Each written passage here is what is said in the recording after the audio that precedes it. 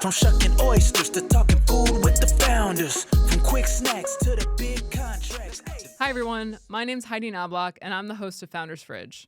Founders Fridge is a podcast where we talk to founders about what they eat while they're building their companies. On today's episode, we have Leanne Linsky, the CEO and founder of Plauzzable. We talk about Impossible Burgers, chips and salsa, and a lot of Count Chocula that she ate growing up. Let's see what's in Leanne's fridge. Yeah, success got the drive and the hunger. But what's on your dinner plate? What keeps you going longer? Leanne, it is so awesome to have you on Founders Fridge. Thank you. I am so excited to be here, and I'm hungry and ready to go. Let's do it. All right, so tell me about Plauzzable. So, Plauzzable is a live online comedy platform. It's for comedians and fans to connect and watch comedy in live in real time online. So, if you think of Etsy, where you have people making cool things and people buying those cool things, this is the Etsy for comedy, where comedians are performing in real time for fans, and fans are logging in and seeing comedians perform in real time. They can all see and hear each other. You can see and hear the audience. So I don't have to stop and read my chat and interrupt my flow of my jokes and to do so. So that's what it's all about. Awesome. So are you a comedian? Yeah, I like to think so. Sometimes, yeah, I am. I started. I took my first comedy writing class in 2001. Nice. That's Yeah. awesome. That's awesome. So when did you start building Plauzzable? When did you know you wanted to build that? I initially had the idea to do this kind of thing online back at the end of 2014, beginning of 2015, when I moved from New York to LA. But I started experimenting with existing online technologies in August of 2019 BC, before COVID. And I started experimenting with it then, and people really liked it. And then other people were like, why would I do something online? And then the pandemic happened. And then during the pandemic, I actually went back to school and got my master's in innovation and entrepreneurship so that I could take my idea and really build out that vision and figure out how to build a team, because I'm a non-technical founder who could actually bring my vision to life. So we actually launched Plauzzable live online in December of 22. Awesome. So you said you moved from New York to LA. Where are you based now? I'm now in Seattle, Washington. Okay, Yeah. nice. And why Seattle? Because my husband had a job opportunity here. So we were like, yeah, I had never been to Seattle before. And I must say, it's lovely. It's very beautiful. The Pacific Northwest is just gorgeous. How's the founder community in Seattle? Do you interact with a lot of founders and entrepreneurs? I do. There is a thriving community of founders. There's a lot of events and tech weeks and things to do for founders. I initially, when I first got here, immersed myself into doing all of the things and got into another founder program, accelerator. And yet I go in cycles now because it depends on what I'm building and doing for Plauzzable. So I kind of balance it out throughout the year, but there is a thriving community here. And did you always know you were an entrepreneur? Oh Lord, no, I would never. And my parents would always be like, start a business. Why would you want that headache? So, um, so no, I never thought I would be an entrepreneur. All right. So just speaking of family, so what did you eat with your family growing up? Meat and potatoes. Okay. Very meat and potato. I grew up in the Midwest. I grew up outside of Chicago, about 45 minutes outside of Chicago, just to be clear, in Illinois. So we a lot of pot roast, a lot of ham, and you know beef and all the things, meat and potatoes, and then a vegetable. And the only vegetable I liked growing up was corn, specifically Green Giant frozen corn, which There you go. I only like that corn. Yeah. When you got a vegetable that you didn't like served by a family member, did you have to eat the vegetable anyway? Yeah. So I got really creative. I would have to sit there and tell everybody, like, I would just have to stay at the table until I ate a certain amount of those vegetables, but I would try and hide it underneath my plate as if my mom wouldn't notice that, and I would try to do all kinds of things, but yeah, they tried to get me to eat other things, and I no, it wasn't working. I So, really didn't get into vegetables until I was in my 30s. yeah, I feel like vegetables are very underappreciated by children. Yeah, exactly, and another must-have throughout my childhood, in fact, from when I started chewing food until I was 21, I ate Count Chocula every day for breakfast. I'm not kidding. Every day, Count Every day. Chocula, and I actually had to write a letter to General Mills at one point because there were not enough marshmallows in my cereal. Oh my gosh. They I love responded that. they responded with a coupon. I was so disappointed. I deserved more. I was a faithful customer for so many years. Yeah. So when you left home, were you still eating Count Chocula every morning? Like, what did it look like when you had your first job? Were you taking in your lunch or making it at home? Yeah, so by the time I left home, it was really hard to get Count Chocula. At some point, they only brought it out around Halloween, which what? Why would you do that to people? Like, that should be enjoyed all the time. Um, so I moved, I went to community college my first 2 years of school and lived at home during that time and worked. And then I finished my undergraduate at University of Nevada, Las Vegas. So I moved to Vegas and I was out of luck when it came to finding Count Chocula. And I don't remember. I think I ate whatever they had in the dining commons, probably like Captain Crunch or, something of that nature, Fruit Loops, Fruity Pebbles, something Those in that sugar, dispenser. those Yes. sugary cereals. I was never a sugar cereal fan. Even as a kid, I was like, this is too sweet for me. I can't do it. Yeah. I don't know. I came like out of the womb having Count Chocula. So I can't imagine. Like, I know when I was at other friends' house and they had like Life or um, Cheerios, I was like, "What is this garbage?" You're like, this is Now, so bland. yeah, now I barely eat anything with that kind of sugar in it. I think I would die. Yeah. So I was gonna ask, so what was the difference kind of like from college to your first job to now and what you're eating? Are you eating differently now that you're building this startup? I'm eating much differently now that I'm an adult, but I an adult. I don't know when that happened, but yeah, now I eat much healthier. I eat less processed foods and I think I eat less I don't eat as sugary foods. I don't eat anything with corn syrup in it. I don't drink sodas, nothing like that. Because I feel like some founders, they're just the type of people who are gonna grab whatever is in front of them and just shove it in their mouth. And then there are other founders I talk to that are like, no, my meal time is my precious time. I need that time to, be zen with the food that I'm eating. Which category do you fall in?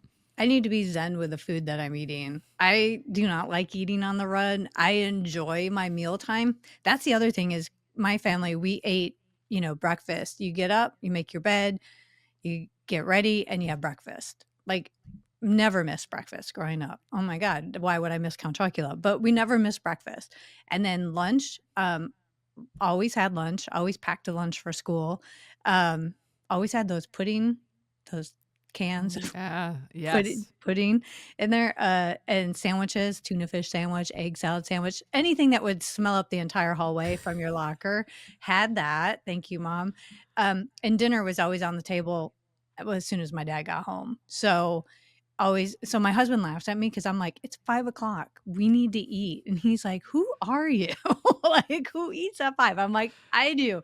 I am a very scheduled eater. I have to eat first thing All in the right. morning at, between 11:30 and 12:30, or I'm hangry, and then at 5. If I am eating at 7 o'clock, something has gone awry. Yeah, so I was gonna ask you, you're a person who has the hanger?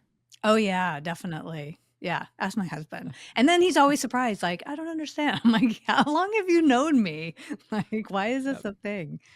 Yeah. My wife now just packs snacks everywhere we go, for fear of the hanger ruining, a Yes. hangout. Yeah, I actually, I volunteer one day a week, and I take, those little snack packs of edamame and Yeah, there you everything, go. right? They're delicious. Yeah, Yeah. for sure. So other than having breakfast every morning and those set times for meals, did you have other family rituals around food growing up? Oh, we always had it at the dinner table. Yep. No TV. There was never any TV while we ate. Plus we listened to the radio a lot. So, like, we'd have the radio on for breakfast and radio on all during the day. Not that I was Yeah. always home, I should be at school, but yeah, the TV was not a thing. In fact, our TV was in the basement. You had to go in the Oh. basement to watch TV. But we always had dinner at the kitchen table as a family, always. Do you feel like that impacted you just growing up? Is that what you do now? Have Oh, dinner at the yeah. table? Yeah, we have dinner together at the table. Yeah. And what about special occasions like holidays, birthdays? Did anything change or was it kind of the same meat and potatoes, same thing? So now we don't eat meat that much. I'm older now, cholesterol, those kind of things I have to take into consideration. Um, so now if I eat meat, it's typically if I we go out and that's kind of like a treat. And we eat most of all of our meals at home typically. Um, so yeah, I mean, it's mostly vegetable based or, and to get our protein, we soy substitutes, those kind of things, which are really great and I love them. And like fish once a week. All right. Yeah. And then what's your relationship with food now? So are you cooking most of those meals? No, no. You saw my recipe. No, my husband cooks. He's a great cook. I do things like laundry, cleaning, dishes, all those kind of things. Yeah. But I don't mind cooking. It's I just get distracted and I was like, "Oh, I Mhm. have to go check my Slack. Oh, I have to go check my email. Oh, wait, did I have the oven on? I don't know." Yeah, it's that kind of thing. And so anytime are you like if you wanted to cook something new, do you follow recipes at all? Is that your strong suit or are you just if you're going to cook something you're just going to wing it? I am not a I am not a recipe person. People are like, "I've got a recipe for what?" I'm like, "What? If it is not intuitively like a thing, why would I make that?" No, I also, when I lived alone, um I would only buy, like, a few things at a time from the grocery store. I would make my own, guacamole or salsa and things like that, and I enjoy doing that. I mean, that's pretty basic, like, cut these things up, throw them in a bowl, eat, oh, cool. Um, those were easy and made sense to me. But, yeah, like, really getting into making a mess and dirtying a bunch of dishes to do something with a recipe, no, thanks. What about baking? Not Any baking in your future? I did bake. I used to bake a lot. I enjoyed baking. I'm a much better baker than I am a cook, Okay. and I would when I had, day jobs in New York, I would bake something like, I would get up, I go for a run, get ready. And in that time, I'd, like, make some brownies or cookies or something, throw them in the oven, and then I'd put them in a nice container and take them to the office, and everybody else would eat them. I wouldn't eat them because I wasn't eating I wasn't eating sweets and all the things like that, but I enjoyed baking them and for other people. That's cool. So yeah, so what was the motivation there? Just like the pure love of baking things for people or, Yeah. office culture? Office culture, baking thing being I don't know, it was fun, something to do, people seemed to enjoy it, and it made my house smell good, like, my apartment always Yeah, smelled yeah, yeah. really good, especially in the winter, I'm like, "Ah, that's nice." Uh, Yeah. so I think I have an idea to the answer to this question, but do you eat to live or do you live to eat? Okay, I think I'm gonna answer that in 2 ways. If if it's something I really love, I'm living to eat, but but there are those days where I just have to eat to live if I'm really super busy, if I'm hangry, now I'm just eating to really exist, but I prefer to live to eat and really enjoy all of that process and having to sit down at the table and having that time. I love having a lunch break in my day. Like, I I live for that. I look forward to that. I love getting up in the morning and having breakfast with my husband. Like, those things, like, I those make those things make me happy. Yeah. 100%. So what does your typical day as a startup look like? Mm. Meals aside, what does the typical day look like for you? And then how is food integrated into that day? Yeah, so what I had been doing, and it just recently changed in the past couple months, and I don't think I like it, so I'm gonna go back to this, but I typically get up early and I go to the gym before I do anything or have time to talk myself out of it. So I would go to the gym. So I would be at the gym by 6 because that's when the classes start. And I go to a class so I don't have to think about it. I like things that I don't require like a lot of extra planning on my part. Hence the recipe thing, right? So I go to the gym. I'm there from 6 to 7 and I come home and my husband has breakfast ready. Yay! I love that. What are these breakfasts? Is this like a full hot cooked meal? Yeah, it is coffee, we do the pour over, so nice great cup of coffee, and then I call it cereal. He's like, "It is not cereal, it is rolled oats," like, so we have rolled oats. We used to put some fruit on them, sometimes we put fruit on them, and then I put protein powder in it, you know? So yeah, and we have that hot meal, it's excellent, and then, I go about getting in the shower, getting dressed, and I'm at my desk by 9. There you go. There you go. Yeah. And you bring your lunch. Or are you working from home? I'm working from home, All so right. kinda bringing my lunch. So, yeah, around, I'd say by 10, I'm looking over because he works remote also. I'm like, "So what are we having for lunch today?" He's like, "Oh my god, we just finished breakfast." I'm like, "I know, but lunch is right around the corner." So then for lunch, we usually have things like Impossible chicken nuggets, which are amazing. I love them. Um, Sometimes we have leftovers depending on what we had the night before. So if we made Thai food the night before, we have leftovers. Or if we have Mexican food the night before, leftovers. Excellent. Um, so something like that. Occasionally we'll have the Impossible burgers and we'll make those with either a salad or I say we, like I'm like, "What are we having?" And he goes in there and he cooks it. And then and something like that for lunch, which is Awesome. great. I have to introduce you to this. There is a founder who's based in Troy, New York, and he has a food brand called Imposter Foods. And he makes like jalapeno bites and mozzarella sticks and just, shredded cheeses, all of these different vegan things. You should totally Ooh. check them out for sure. They're I'm really on it. awesome. Yeah, I'm they're on it. awesome. That sounds amazing. Yeah. And So what? we were doing, like, the vegan pizzas and stuff with all that, Oh, yeah. which are so good, and they taste like I wouldn't know the difference, but then I'm like, "Maybe I would." But I like to think that they're very similar to the same, so I love all those imposter foods. I'm gonna look that and what a great name, right? I know. Imposter Foods, such a good name. And their shredded cheese is out of this world. Really, Really? truly out of this world. Okay. Absolutely. Alright. I'm on it. I'm checking S- that out. So, what do you eat when things are going really well with the company? Pretty much what I told you. Uh, No special celebration food or drink? mm, Maybe some wine. I don't know. Like, oh, our celebration food is we'll go to the fish market and get um, some crab cakes, some scallops. I love scallops. And my husband's favorite is king crab legs, Yeah, that's awesome. right? Like, I've that's been kind of to, a yeah. splurge. Yeah. Oh yeah, I've been in the Seattle Fish Market one time. It's incredible. Yeah. Just so amazing. It's so great. And we're in the West Seattle neighborhood, and there's another great fish market by us. Oh, nice. It's just and it's family run, it's super local, it's kinda cool to it kind of feels like New York in a way where you go to, like, the fish market or the meat market or the deli or the this or the that for each thing rather than to, like, some big box, supermarket. Yeah. So when things are not going very well, what do you eat?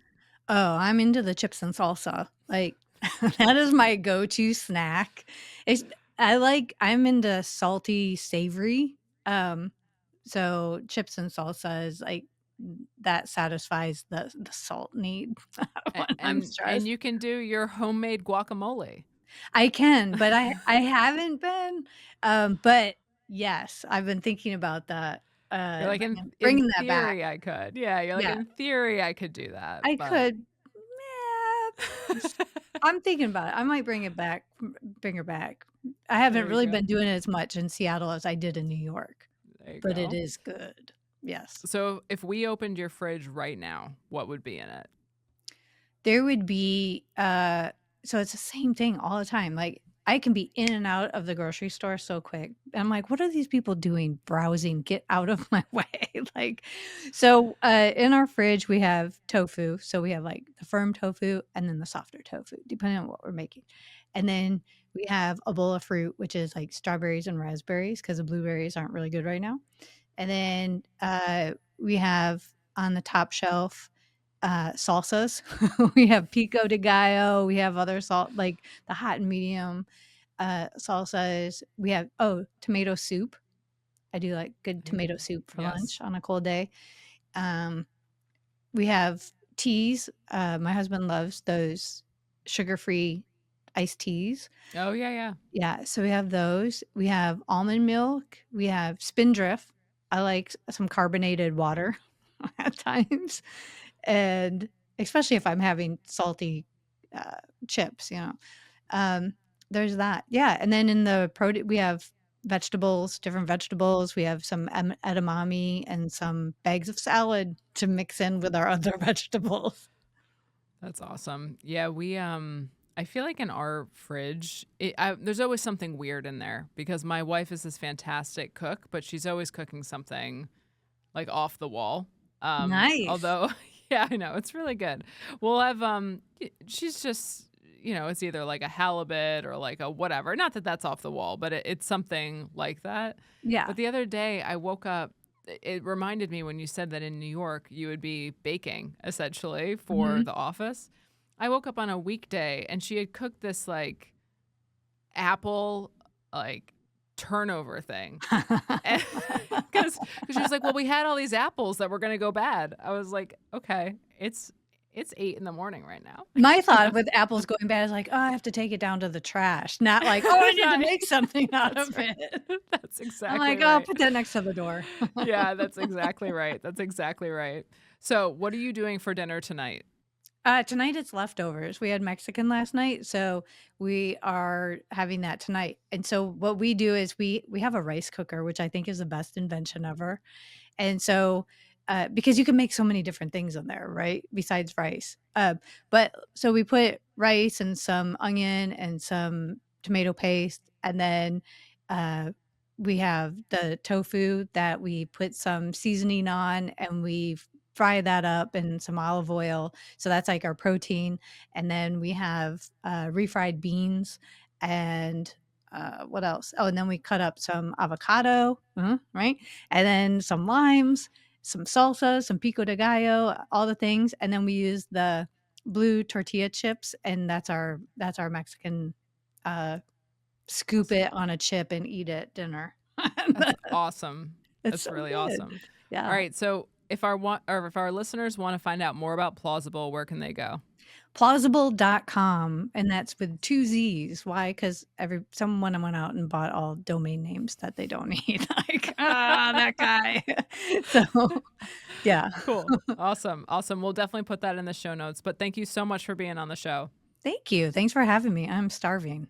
Yeah, success got the drive and the hunger. But what's on your dinner plate? What keeps you going longer? From shucking oysters to talking food with the founders. From quick snacks to the big contracts. The Founders Fridge, the Founders Fridge.